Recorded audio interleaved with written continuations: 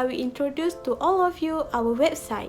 So this is our homepage. At the top of the website, we prepare a 3 button, which is the first button for perfect competition, the second button for monopoly, and the third button for monopolistic market. So if you want to read about the perfect competition, you just click on the button. Definition of perfect competition. Perfect competition is a market structure in which many companies offer homogeneous end product with freedom of entry and complete information and else. Examples of perfect competition is foreign exchange market, agricultural markets, and internet-related industries.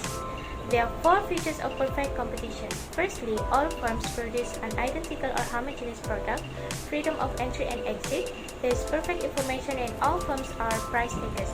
A firm maximizes profit in Q1 reaches MC equal MR, and new companies will be attracted into industry to decrease prices if supernormal profits are generated.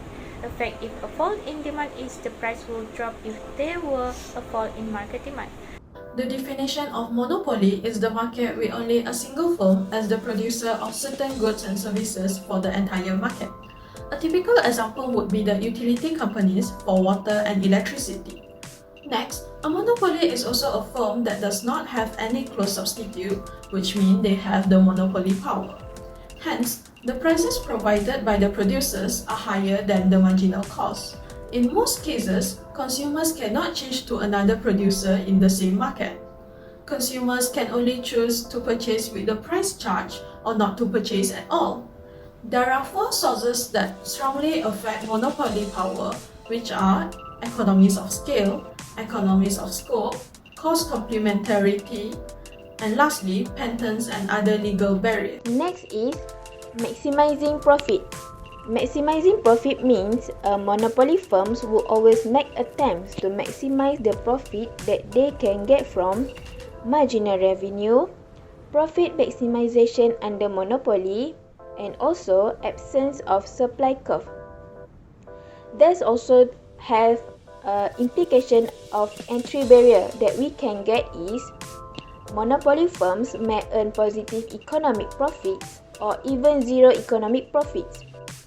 Secondly, the profits of the monopolies depends on the demand curve that is related to the average total cost. And lastly, a monopoly firm has zero economic profit as the price is the same as the production's average total cost. Characteristic of monopolistic market. In a monopolistic market, the demand curve is downward sloping. Companies that are operating in a competitive market can sell any desired quantity at the market price. First, single supplier. Second, barriers to entry and exit. Third, company maximize profit. Fourth, unique product. And lastly, price discrimination. Causes of the emergence of monopolistic market. A monopolistic market comes into existence because of the following reasons. A company controls a key natural resource and may restrict the resource supply to other companies. Next, I'm going to present the characteristic of monopolistic market. The first one is single supplier. A single supplier dominates monopolistic market, so the firm can control the demand on goods and services. Second is barriers to entry and exit the firm.